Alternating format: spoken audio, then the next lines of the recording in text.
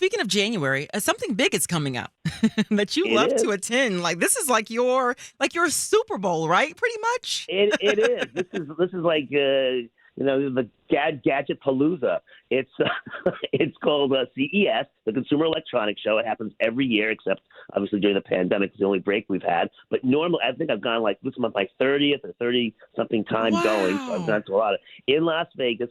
Usually, you get something like 200 to 250,000 people come in to Las Vegas. All the great shows are gone from Vegas because, if you want to see a residency show, they all leave that week, unfortunately. And you can catch some great products because all the convention centers, the Venetian Convention Center, the Hard Rock, all are filled with these huge companies from Harman to Samsung to LG. And then I do, my specialty is mom and pop, smaller company, startup gadgets. So that's all in the Venetian. And it's rows and rows and rows of little companies with new products. And there are press events every night to see products, and it's great. You can, and I would say there's something like 15 miles of aisles, so you've got a lot of walking to do. I bring comfortable shoes every year, and I'm out to see what are going to be the new products of 2023. Any preview, like anything that we can preview that people will hear more about after CES? Well, I tend to go for the offbeat stuff. Obviously, I know there's a 150-inch flat screen TV, which is going to be getting a lot of attention probably. What? But yeah, I know 150 inches. But there's actually some earbuds that translate languages. So you put the earbuds in, and you could be in another country, and someone's speaking to a foreign language, and it translates it automatically into your language. To me, very Star Trek-ish. There's something called Gate Tech, which is a chip that's in some fancy Italian shoes that helps you monitor your walking to see how good or bad your walking is, and then give suggestions how to improve it. A thing called Bird Buddy, which is a birdhouse, but with a camera in it, and it syncs to your smartphone. So you can not only, take care of the birds in your backyard, but you can see them close up as they, eat the food that you've put out there, which I think is kind of cool.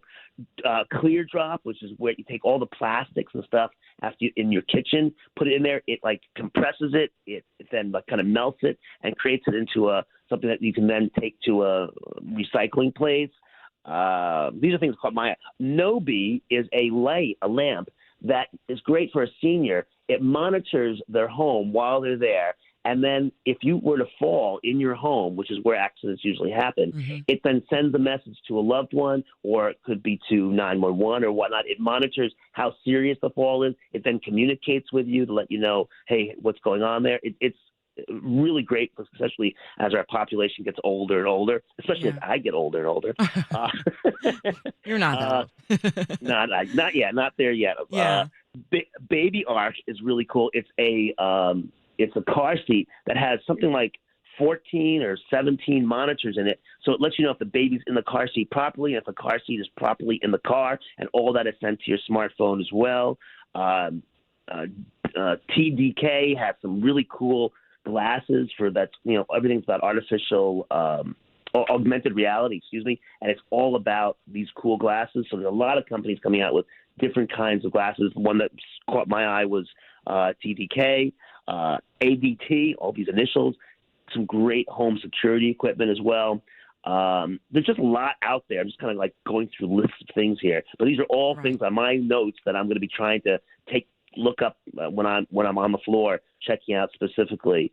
Yeah. There's Squad Mobility, which is the world's first solar city car. So it's a small car, but it's powered. It has big solar cells on top of it, and it's powered by solar energy, which I think is kind of a cool thing. And there's also a car that turns into it's like a helicopter and a car in one. Now, we've always heard about this kind of Buck Rogers, but there's actually going to be a couple of them at CES this year. So we're getting I'd a little bit love to see closer. that. Yeah. It's going to solve a lot of LA traffic problems or create Right. new LA traffic problems. I And think certainly an new. LA chase will take on a whole new meaning if the guy is driving down the highway, then also hits a button and then takes off and then the police have to do the same thing. I see a Yeah. lot of really cool chases where that happens. I love that. You sound super excited. Well, I can't wait to hear all about your adventure at CES this year. Steve Greenberg, we love having you on the show. And make sure if you're listening, you check out his show at gadgetgameshow.com. Again, it's called What the Heck Is That? Steve, it's always a joy talking to you.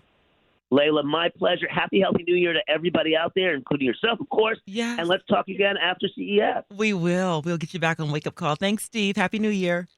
Take care. Bye bye. Bye. Oh, I love talking with Steve.